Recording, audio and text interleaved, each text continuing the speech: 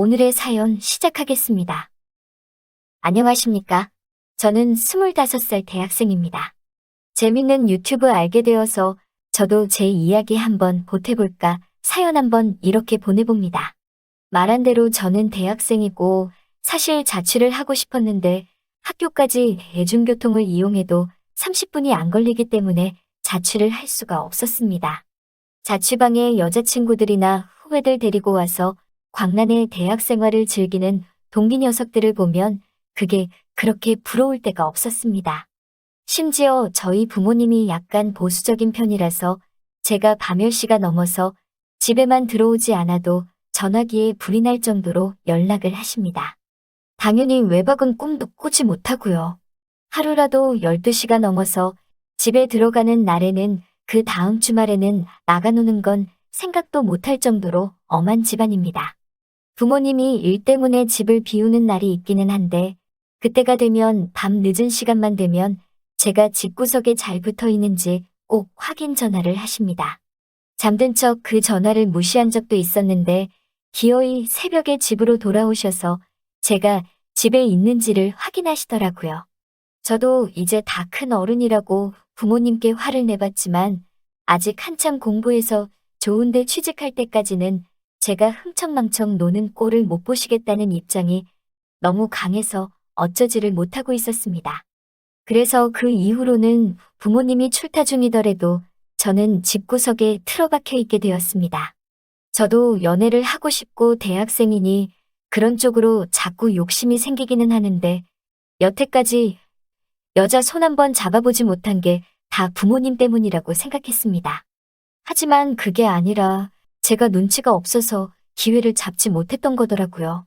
이번에 기회를 잡고 저도 진정한 남자로 거듭나게 되면서 저를 진짜 남자로 만들어준 그녀와의 일화를 소개해보고 싶습니다. 제가 사는 아파트 바로 맞은편 집에는 저보다 2살 위의 누나가 살고 있습니다. 제가 어릴 적에 이 아파트로 이사를 와가지고 처음 만난 누나인데 이웃 간에 정이 깊고 친하게 지내던 사이라서 저를 친누나처럼 챙겨주던 누나였습니다. 누나는 체육을 전공했고 체대를 졸업해서 지금도 트레이너 생활을 하면서 살고 있습니다. 이 누나가 엄청난 미인이기는 한데 조금 안타까운 점이 있다면 약간 남자답다고 해야 하나? 그런 느낌입니다. 머리도 항상 단발보다도 훨씬 짧게 하고 다니고 화장도 거의 하질 않아요.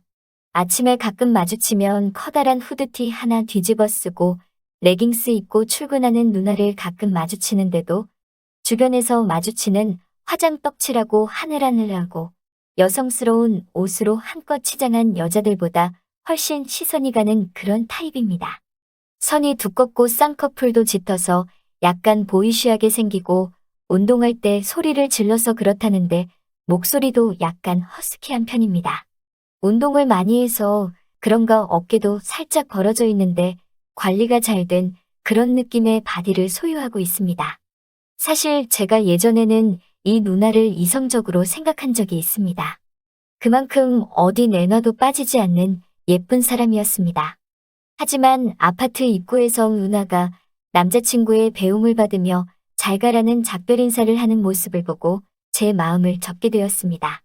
말했다시피 이 누나는 옆집 사는 여자이기 이전에 저를 너무도 아껴주고 저를 어릴 때부터 챙겨줬기 때문에 저를 그냥 진짜 동생으로만 생각을 하고 있는 것 같았거든요. 이 누나가 저를 거의 업어 키우다시피 도와줬기 때문에 저는 조금 어렵게 생각했는데 여자로서의 누나를 포기하고 나니 조금 더 친숙하게 다가갈 수 있게 되더라고요. 부모님도 다른 여자를 만나는 건 인정하지 않아도 이 누나와 점심이나 저녁 정도 같이 먹는 거는 뭐라고 딱히 하시지 않았기 때문에 제 인생의 유일한 여자는 이 누나밖에 없었습니다. 누나네 부모님하고도 친한 사이라서 가끔 부모님이 집에 안 계시면 누나 집에서 저녁을 먹고 집에 돌아오거나 했습니다.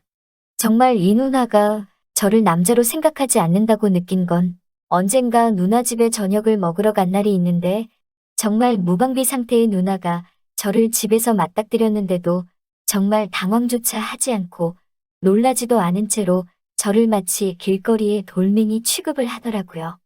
제 시선은 신경조차 쓰지 않는 것 같았습니다.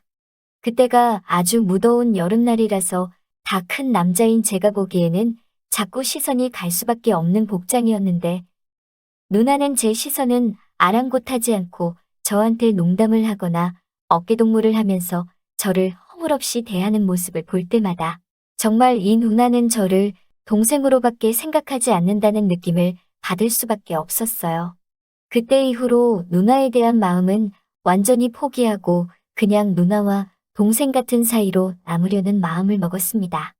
대학 졸업까지는 아직 멀었지만 대학을 졸업하고 나면 보수적인 부모님도 설득할 수 있지 않은가 하는 생각도 들어서 그냥 여유를 갖고 천천히 그때 돼서 여자를 만나도 늦지 않겠다고 다짐하고 저는 그냥 하루빨리 대학을 졸업할 수 있게 열심히 공부를 하기로 마음을 먹었습니다. 그런 저에게 기회가 찾아오게 되었습니다. 수업 시간표를 잘못 짜게 되어서 일주일에 단 하루지만 수업 한 개를 밤 수업으로 들어야만 했습니다. 수업이 늦게 끝나는 데다가 대중교통을 타고 집에 돌아와야 하니 11시 전까지 귀가할 수 있게 되었습니다. 그냥 평소처럼 수업을 듣고 느지막이 집에 들어가고 있었습니다. 역에서 내려 집까지 걸어가고 있는데 편의점 파라솔 밑에 익숙한 실루엣이 눈에 들어오더라고요. 웬일인지 혼자서 술을 마시고 있는 누나였습니다. 조용히 다가가 누나를 뒤에서 깜짝 놀래켜줄 요량으로 살그머니 다가갔습니다. 뒤에서 누나의 어깨를 잡으며 깜짝 놀래켜줬는데 누나는 반응이 덤덤했습니다. 천천히 고개를 뒤로 돌리며 뒤에 있는 제가 누구인지 확인하려고 하는데 누나의 눈시울이 약간 촉촉한 게 느껴지더라고요. 평소에 누나가 술 마시는 모습을 본 적 없는데 테이블 위를 보니까 소주를 혼자서 마시고 있었더라고요. 누나한테 무슨 일이 있냐고 물어봤는데 촉촉해진 눈시울을 닦으며 아무 일도 아니라고 하더군요.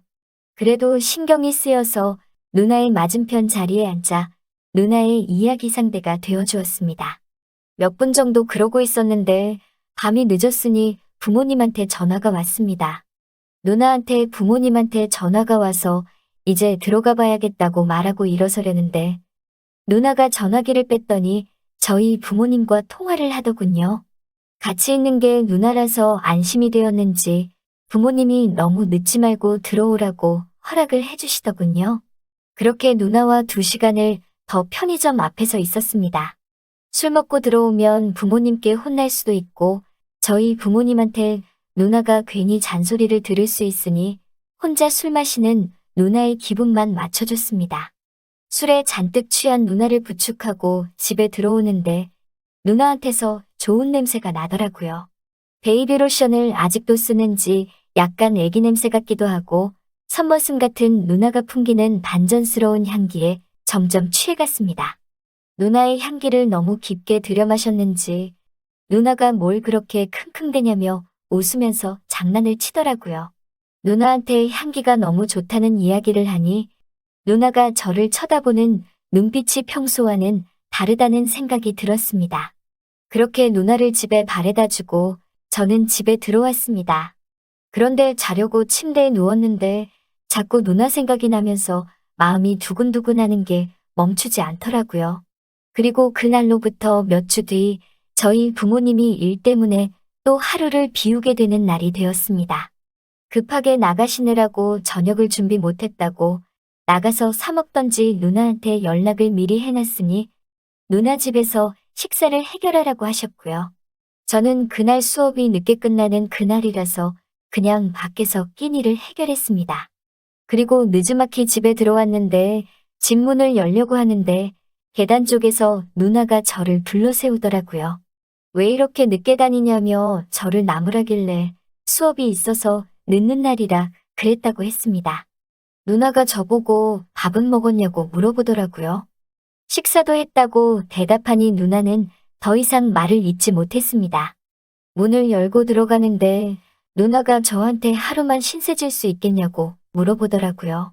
바로 앞집인데 왜 누나 집 냅두고 우리 집에 오려고 하냐니까 열쇠를 안 가지고 와서 집에 못 들어가고 있다고 하더라고요.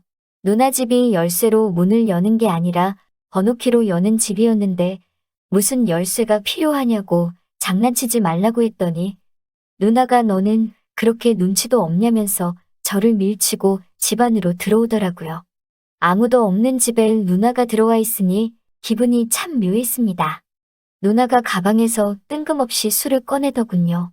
전에 같이 술 마실 때 저 혼자만 안 마셔서 조금 재미없었다고 같이 술을 한잔하자고 하더라고요. 한참 술을 마시다가 누나가 베란다로 담배를 피러 나갔습니다. 담배를 피는지는 몰랐는데 담배도 말보로 레드로 아주 독한 걸 피더라고요. 그렇게 누나와 한참 술을 마시고 있는데 저보고 너는 왜 이렇게 눈치가 없냐면서 저에게 가까이 다가왔어요. 그 독한 담배를 폈는데도 아직도 베이비 로션을 잔뜩 바른 애기 같은 향기가 나니 저는 참을 수가 없었습니다. 그렇게 누나는 여태껏 연애 한번 해보지 못한 저에게 새로운 세상을 경험하게 해줬습니다.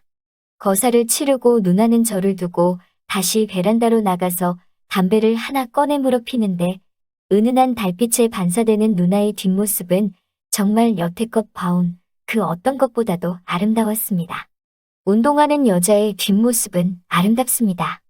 보수적인 부모님 밑에서 자라 담배 피는 여자가 아름답다는 생각을 해본 적도 없는데 그 누나만큼은 세상에서 제일 아름다웠습니다. 지금도 누나와는 부모님들 몰래 연애를 하고 있습니다. 보수적인 부모님 덕에 외박은 하지 못하지만 조금 늦게 들어오더라도 부모님께는 누나가 잘 설명을 해줘서 이것저것 할 거는 다 하고 다닐 수 있습니다. 밤에 할 일을 낮에 하고 있기는 하지만 오히려 그 편이 더 좋은 것 같네요. 누나와는 좀 더 오래 만나고 싶습니다. 누나가 그때 울었던 건 당시 만나던 남자와 이별을 했다고 하는데 그날 누나를 끝까지 챙겨주던 저희 모습에 반했다고 하네요. 여러분들도 오랫동안 알고 지낸 사람이 있다고 해서 그 마음 포기하지 마시고 좋은 기회를 노려보는 게 어떨까 싶네요. 저는 요즘 너무 행복합니다. 그럼 이만 사연 줄이도록 하겠습니다. 또 찾아주셔서 감사합니다. 매일 새롭고 흥미로운 사연으로 찾아뵙겠습니다. 구독과 좋아요 잊지 마시고 다음 사연으로 다시 찾아뵙겠습니다. 감사합니다. 여름의 뜨거운 햇살 아래 사무실은 시끌벅적했다. 난 상사의 잔소리에 내 마음이 점점 답답해져 갔다. 일주일 내내 꼼짝없이 앉아있던 탓에 집중력이 흐트러지기 시작했지만 상사는 그런 내 기분을 전혀 이해하지 못하는 듯했다. 정태 씨, 이 보고서 왜 이렇게 늦게 제출한 거죠? 상사의 목소리가 귀를 찌르듯 날카롭게 울렸다. 미리 준비했어야 하는 거 아닙니까? 다른 팀은 벌써 제출했다고 하는데요. 나는 당황한 마음을 감추며 대답했다. 죄송합니다. 팀원들과 조율하느라 시간이 조금 걸렸습니다. 조율. 상사가 비웃듯 말했다. 결국 책임을 다른 사람에게 미루는 겁니까? 자신의 일은 자신의 몫이라고 생각해보세요. 내 가슴이 답답해졌다. 상사의 잔소리는 나만의 문제가 아니었는데 왜 내가 모든 비난을 감수해야 하는 걸까? 팀원들이 일이 많아 힘들어하고 있다는 걸 이야기하고 싶었지만 상사는 그런 말에 관심이 없었다. 내 마음 속에는 억울함이 차올랐고 이럴 때마다 느끼는 불만이 더욱 깊어졌다. 그럴 때면 늘 바닷가에 가서 파도를 바라보며 마음을 가라앉히곤 했다. 바다의 끝없는 수평선을 바라보면 이상하게도 내 기분이 풀리는 법이었다. 그래서 나는 차를 몰고 태종대로 향했다. 태종대는 자연의 경관이 뛰어난 곳으로 특히 수평선이 확 트인 모습이 마음을 탁 트이게 해주었다. 차를 주차한 뒤 바위를 향해 걸어가는데 그곳에서 놀라운 광경이 펼쳐졌다. 억수 같은 비 속에서 우산도 없이 난간을 붙잡고 서 있는 한 여인이 있었다. 먼 수평선은 비에 가려 흐릿하게 보였지만 그녀의 존재만큼은 선명하게 내 눈에 들어왔다. 혹시 김 부장 사모님? 나는 비를 피하기 위해 그녀 곁으로 다가갔다. 그녀도 나를 알아봤는지 눈이 커졌다. 어머, 절 어떻게 아셨어요? 그녀의 놀란 표정이 너무나도 귀여웠다. 김 부장 사모님 아니세요? 난 우산을 그녀 위로 올리며 비를 막아주었다. 어머, 어떻게 그녀의 반응이 재밌었다. 그때 뒤풀이에도 같이 갔었는데 라고 말을 흐리자 그녀는 기억을 떠올리며 환하게 웃었다. 아, 신랑거래처의 학교 후배분 맞죠? 네, 맞습니다. 그런데 어떻게라고 묻자 그녀는 갑자기 입을 다물고 대답하지 않았다. 그녀의 표정에서 무언가 속상한 일이 있음을 느꼈다. 속상한 일이라도 있으신가요? 라는 내 질문에 그녀는 잠시 입을 다물고 대답하지 않았다. 그 침묵 속에서 나는 그녀의 마음에 무언가 아픈 기억이 있음을 직감했다. 나 또한 그 순간 내 마음속에 있던 직장 상사에게 받은 스트레스와 압박감이 떠올랐다. 서로의 감정에 공감하며 우리는 더 이상 혼자가 아니라는 것을 깨달았다. 같이 소주라도 한잔 하실래요?